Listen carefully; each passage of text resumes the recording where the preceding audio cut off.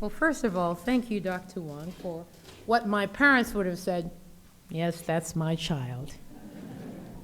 And you'll all understand when every time someone introduces me, I think of how they would have been pleased to see that I managed to hold my head above water, not disappoint them, speak American as opposed to English. I have a husband who is a former British subject, so he speaks English and I speak American. But let me say to you that, first of all, I'd like to share an observation from one of the women who is clearly an observer of the human condition, whose name is Peggy Tabor Millen. Peggy was on a train on a rainy day, and their train slowed down to enter the station. For some reason, she became very intent on watching the raindrops on the window. Two separate drops, pushed by the wind, merged into one for the moment, and then divided again, each drop carrying with it a part of the other. Simply by that momentary touching, neither was what it had been before. And as each raindrop went on to touch the other, it shared not only itself, but what it had gleaned from the other. I truly see this as a metaphor for life.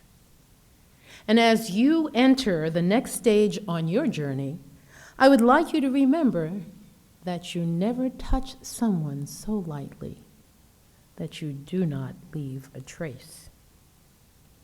Your achievements in the realms of scholarship, leadership, community service, and character are being honored this evening by your receipt of the Honors College Medallion.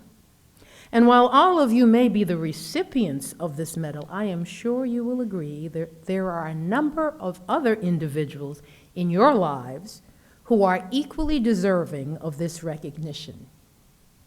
Yes, they include your parents, your peers, your professors, and your mentors.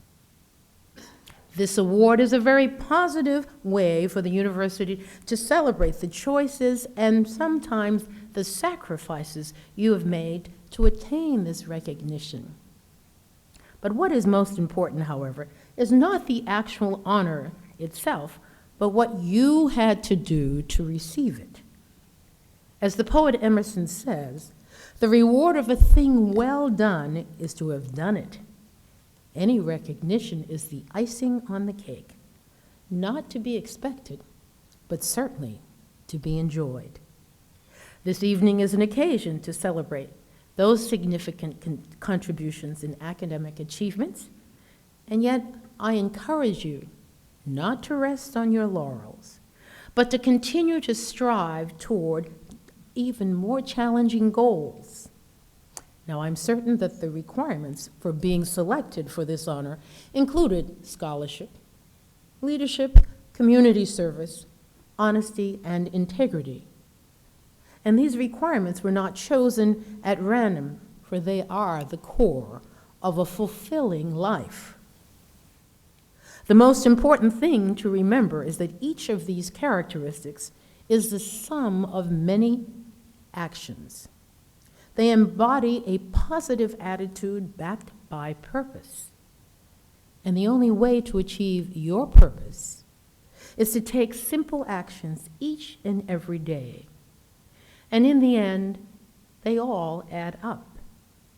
My hope is that you will always nurture this attitude.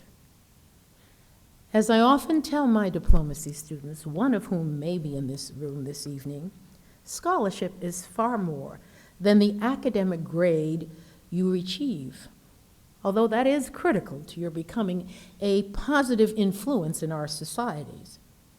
But no one will ask you what your grade was in my class, or in anyone else's class for that matter, when the embassy where you may be working is under attack or your freedom is being denied.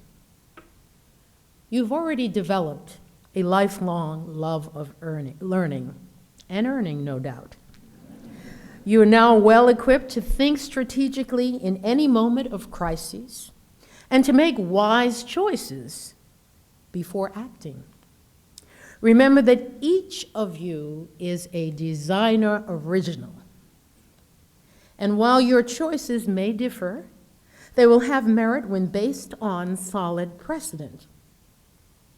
As that designer original, you need not mimic Ralph Lauren, Kate Spade, Marc Jacobs, Michael Kors, or anyone else for that matter.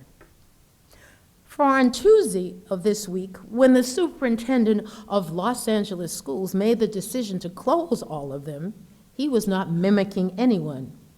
He did so with the San Bernardino tragedy fresh in mind and the safety of thousands of children his very first priority.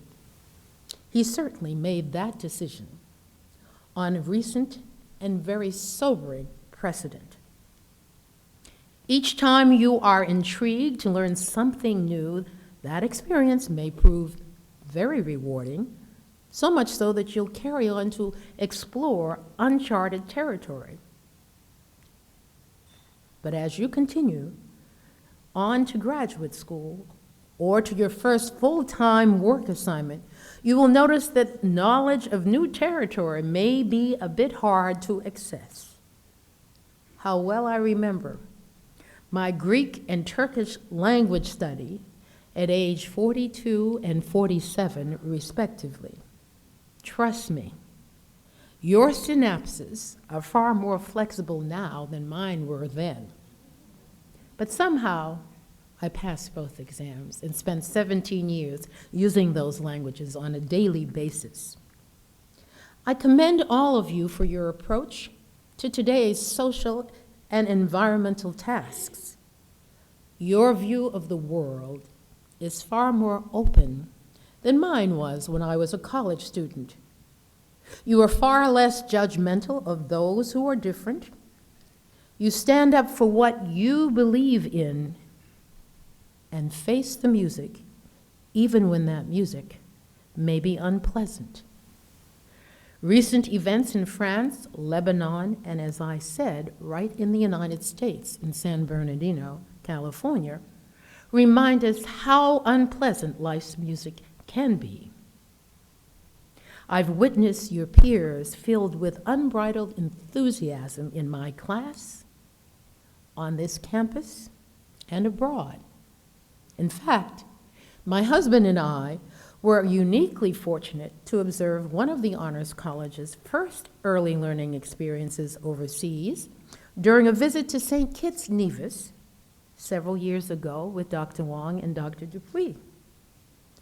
What we saw confirmed that you epitomize Peggy Tabor Millen's observation, for you never touched someone so lightly without leaving an indelible trace. Congratulations.